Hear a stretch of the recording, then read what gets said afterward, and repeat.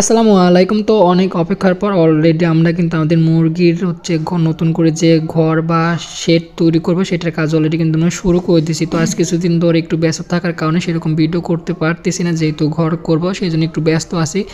অনেক জায়গায় দৌড়াদৌড়ি পারতে হচ্ছে। তো আজকে ইট আর বালু সিমেন্ট সব কিছু অলরেডি সব কমপ্লিট। এখন আর এই যে জায়গাটা দেখতেছেন, এই জায়গায় আমার আগের ভিডিওতে হয়তো দেখে থাকবেন, এখানে কিন্তু সম্পূর্ণ জায়গায় নেট দিয়ে মুরগি আমার ছিল অনেকগুলো। সম্পূর্ণ মুরগি আমি নিচে সেটি একসাথে এখন রাখছি কষ্ট করে, যেহেতু আমি উপরে এখানে এখন নতুন করে একদম ছাউনি দিয়ে একদম পাকা করে ঘর তুলবো। এই জন্য নেট দিয়ে যে ঘেরাটা ছিল সেটা খুলে আজকে একদম দেখেন পরিষ্কার করছি জায়গাটা।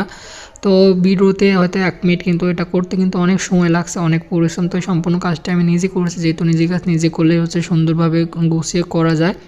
তো নেক্সট ভিডিওতে আমি দেখাবো টোটাল কত টাকা আমাদের ঘর করতে খরচ হয়েছে আমরা, এবং কত ফিট বাই কত ফিট এবং কী সিস্টেমে আমরা ঘরটা তৈরি করেছি সেটা সম্পূর্ণ আপনাদের মাঝে তুলে ধরবো। তো অবশ্যই আমাদের ইউটিউব চ্যানেল থেকে দেখলে পেজটা ফলো দিয়ে বা সাবস্ক্রাইব করে অবশ্যই পাশে থাকবেন।